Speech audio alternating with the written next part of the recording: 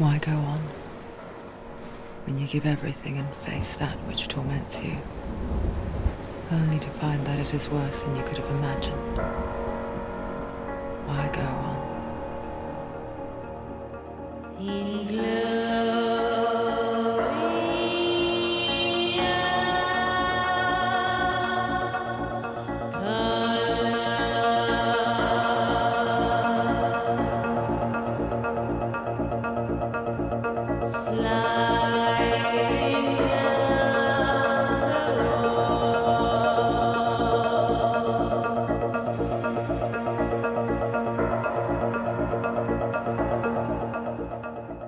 This is Hellblade, Senua's Sacrifice, a 2017 game where you play as Senua, a Pictish warrior whose husband was brutally murdered by Viking raiders. So, she travels to Helheim in order to retrieve Dilian's soul from the goddess Hel. And if that's not enough, Senua is cursed with what we know today to be psychosis. This story is, in my opinion, one of the best in terms of gaming. And not just for its vulnerability, but also for its representation of the Norse culture. This portrayal of Norse mythology reveals a striking balance between historical simplification and mythological depth. However, while the game vividly explores Norse cosmology, drawing from tales of gods, realms, and rituals such as Ragnarok and Yggdrasil, it does reduce the Northmen themselves to faceless marauders, serving primarily as shadowy, violent antagonists in Senua's psychological, emotional journey. The Vikings in Hellblade do not accurately reflect the rich culture of the real Northmen, and this contrast reflects a broader cultural issue, which is the tendency in modern media to romanticize the richness of ancient myth while simultaneously bashing the identities of the people who lived by those beliefs. So, today, we will be analyzing how Hellblade renders Norse mythology with care, but presents the Vikings as violent archetypes, and examining how the implications of separating a culture's story from its humanity impacts both historical understanding and cultural representation.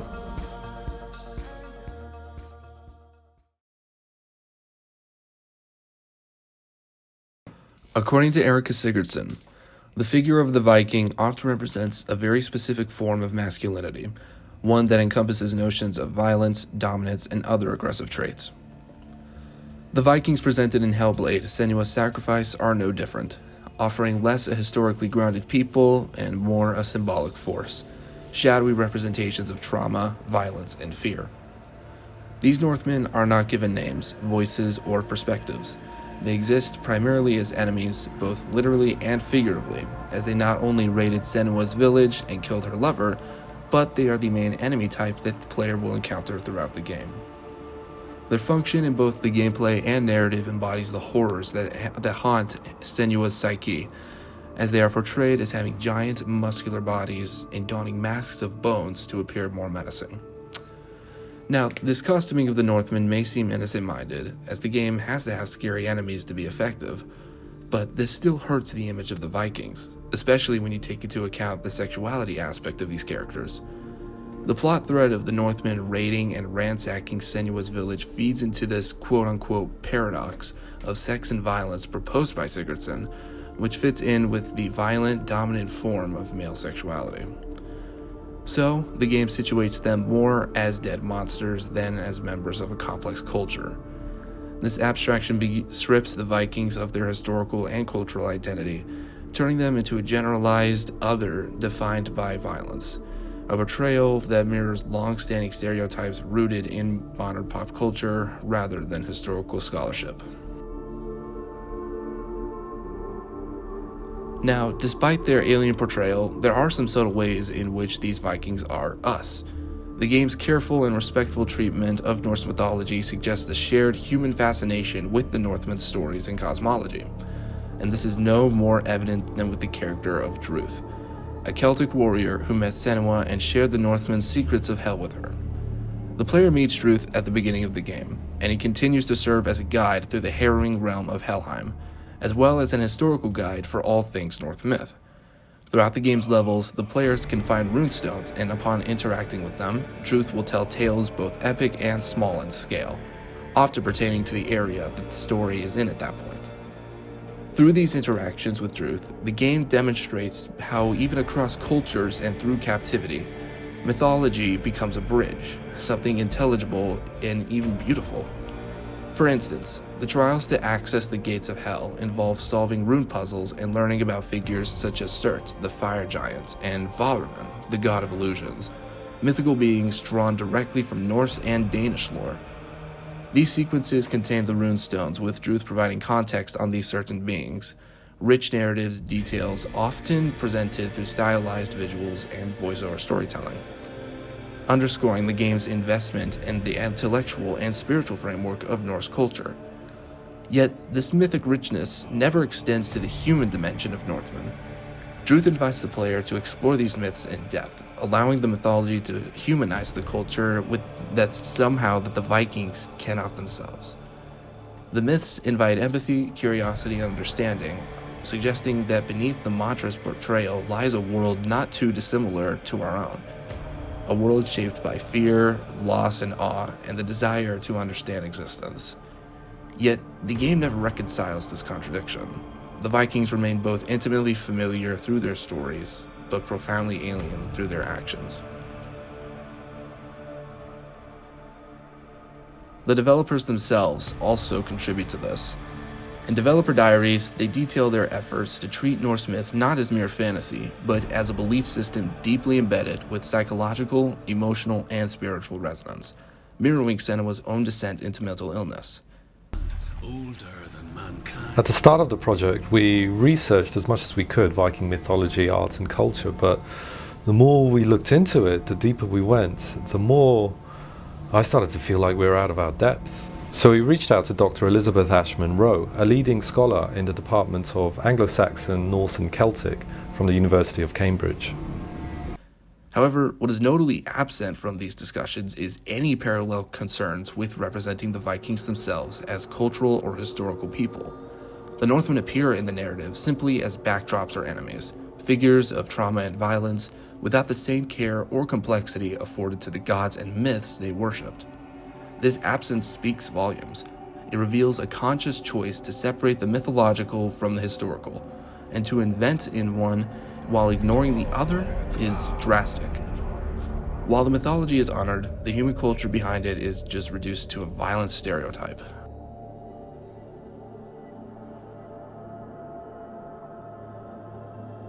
The Vikings' interactions with other people and groups in Hellblade: Senua's Sacrifice are consistently framed through violence, domination, and fear, helping to communicate the game's broader argument that they exist more as psychological specters than as a nuanced cultural group. One of the most striking examples is the ritualistic display of violence left in their wake. Charred corpses arranged in grotesque formations, blood-smeared altars, and entire settlements reduced to ruin. These aren't just signs of warfare, they're staged as almost terroristic symbols, intended to show the Northmen as inhuman forces of chaos. When Senua first approaches the bridge to Helheim, the battlefield is littered with impaled bodies and desecrated ships, suggesting that the Vikings not only kill but desecrate, erasing the spiritual identity of those they conquer. Their interactions with Senua is never direct. There are no conversations, no human faces, only disembodied grunts, battle cries, and distorted figures that charge from the shadows. Even in the mythic realm, their influence is felt through violent gods like Surtur and illusions like Valravn, both of whom represent elements of Norse myth twisted into personal trials rather than cultural understanding. These interactions communicate that the Vikings in the game are not meant to be seen as people in the traditional sense, but rather a manifestation of Senua's trauma, tools to explore her mental anguish rather than to understand the history. And by isolating them from any meaningful social or cultural exchange and limiting their presence to destruction and mythic fear, the game only reinforces its treatment of Viking culture as one-dimensional, existing solely to serve Senua's narrative rather than reflect the broader humanity of a real historical group. Hellblade selectively activates certain conventions from the Vikings' past while suppressing or altering others to serve its narrative focus on trauma and myth. The game places strong emphasis on Norse mythology, particularly the darker, more fearsome elements found in poems such as the Vluspa, highlighting ancient beings like Surt, Fenrir, and mythic concepts such as Helheim, or legendary tales like Sigurd and the sword Gramr. These mythological references are vividly rendered, often through Druth's runestones, but also the surreal environment design, auditory hallucinations, and puzzle sequences that immerse the player in the symbolic world of Norse belief. However, this mythic emphasis comes at the expense of historical and cultural realism. The game completely avoids aspects of Viking life that might humanize them. There's no mention of their seafaring innovation, trade networks, social structures, or the everyday lives of Norse people. Instead, it heightens the image of the Viking as the barbaric raider, a vision rooted more in medieval propaganda and modern fantasy tropes than in archaeological or historical evidence. Even their religious practices are portrayed solely through the lens of fear and death, such as human sacrifices and apocalyptic imagery, while more nuanced practices like ancestor worship, lawmaking assemblies, and storytelling traditions are completely left out. By choosing to highlight only the most violent and mystical elements of Viking culture while suppressing their complexity and humanity, the game constructs a version of the past that is thematically coherent with Senua's psychological suffering, but one that ultimately reinforces a one-sided and reductive view of the Viking world. The version of the Viking past presented in Hellblade is shaped heavily by the cultural and psychological concerns of its contemporary audience, particularly the growing focus on mental health, trauma, and identity. For the developers of Ninja Theory, the game's core goal was to represent psychosis with empathy and authenticity, and the Norse past is deployed in service of that mission. But rather than using Viking culture as a historically accurate backdrop, it is transformed into a symbolic landscape that externalizes Senua's internal struggle. The medieval Norse past, particularly its myths of death, darkness, and the underworld, is used not to inform players about Viking life, but to create a mythic, oppressive environment through which trauma can be explored.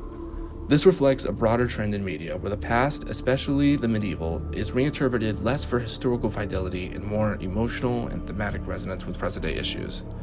In a time when discussions of PTSD, anxiety, and psychological resilience have become more mainstream, the Norse mythos is put to work as a rich, Gothic metaphor for surviving mental illness.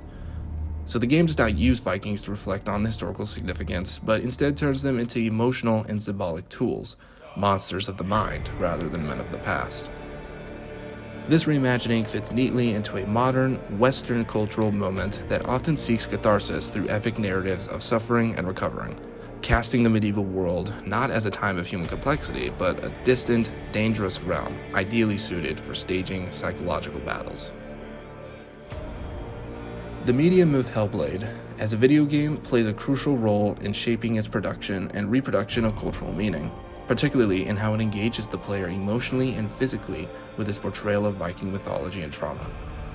Unlike passive media such as film or literature, video games rely strictly on interactivity, which allows Hellblade to externalize Senua's mental and emotional experience through gameplay mechanics, bombarding sound design, and environmental storytelling.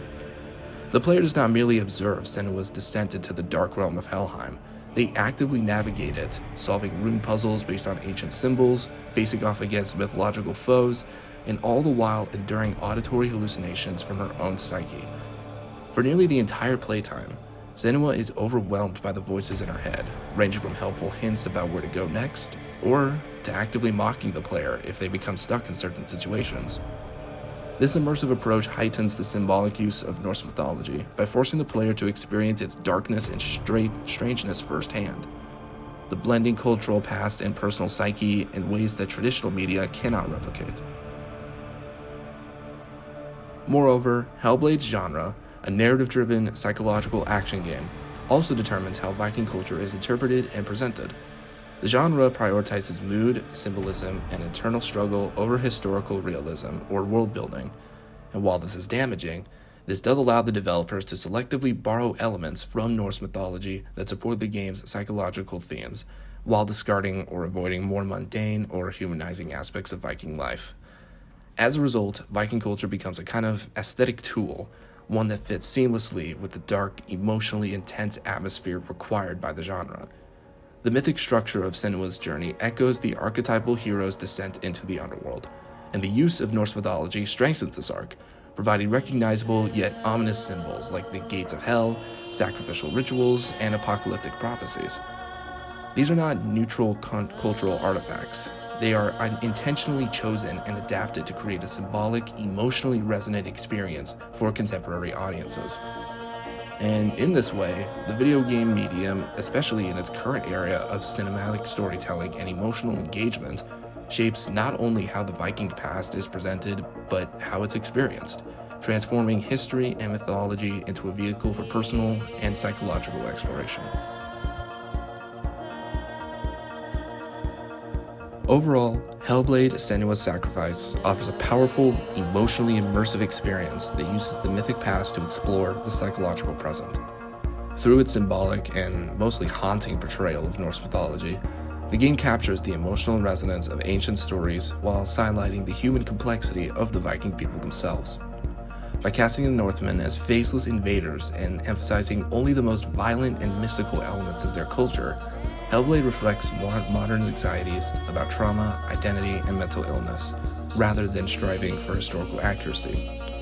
The selective use of the Viking past is deeply shaped by the interactive nature of the game and the expectations of its genre, turning myth into metaphor and history into a stage for psychological drama. However, despite the game's historical limitations, it is an enthralling, thoughtful, and overall wonderful experience.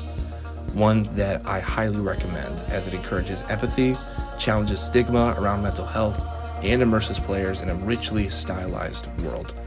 For anyone interested in a game that blends mythology, emotion, and innovative storytelling, Hellblade: Senua's Sacrifice is here for you as a uniquely thoughtful and worthwhile journey. Thank you.